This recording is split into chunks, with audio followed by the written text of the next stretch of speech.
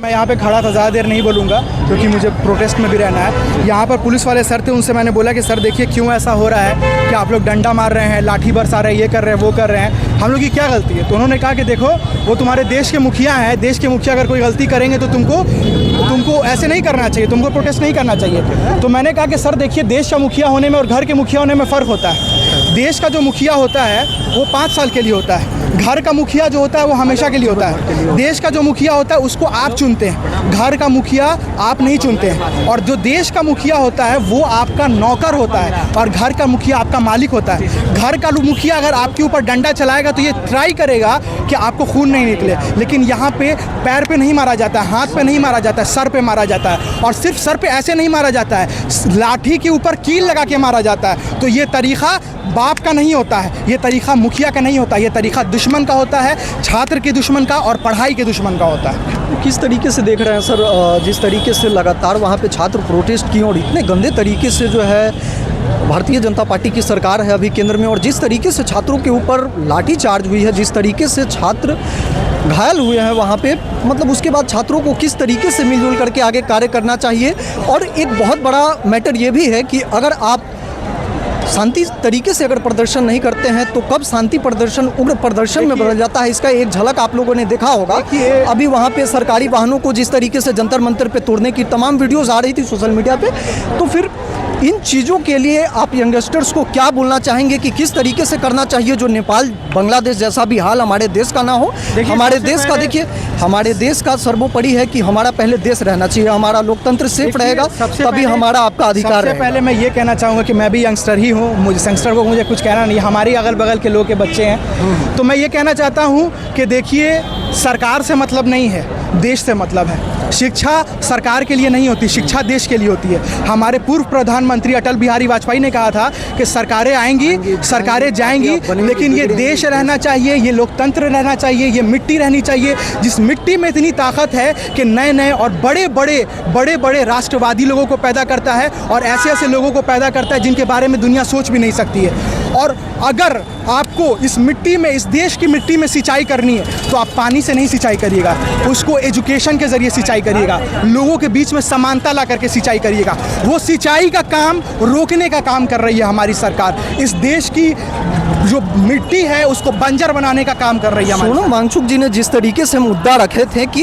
Education system में अगर बदलाव होता है तो 2047 का जो विकसित भारत का सपना हम लोगों ने देखा है उसमें एक अहम योगदान होता, क्योंकि आज भी हमारी देश की एजुकेशन सिस्टम घिसी पिटी हुई है जिसमें हम तमाम चीज़ें को रट्टे मार करके याद कर रहे हैं। लेकिन अदर कंट्रीज़ में क्या हो रही है कि वहाँ के बच्चे छोटे छोटे पार्ट्स बना करके तमाम देशों को सेल कर रही है। तो आखिर अगर इससे बदलाव होती है एजुकेशन सिस्टम में तो कहीं ना कहीं ये हमारे देश के लिए बहुत अच्छा। एजुकेशन एक बहुत बड़ा स्पेक्ट्रम है, बहुत सारी चीज़ें होती हैं, लेकिन यहाँ पर जो प्रोटेस्ट है वो पेपर लीक को लेकर के। देखिए पेपर लीक से कितनी बड़ी प्रॉब्लम होगी, एक दिन में पेपर लीक होता है, लेकिन जो ज़ख्म दे करके जाता है वो ज़िंदगी भर कर देके जाता है। अगर पेपर लीक के ज़रिए कोई भी ऐसा इंसान इस एजुकेशन पॉलिसी के अंदर या एक उस जगह पे पहुंच जाता है जहां वो कैपेबल नहीं है पहुंचने का, तो फिर वही आदमी क्या करेगा, वो सिस्टम को ख़राब करेगा। वही आदमी क्या करेगा, वो जा करके जो लोगों से पैसा लेगा, घूस लेगा। वही आदमी पेशेंट का पेट फाड़ करके उसके अंदर छुरी,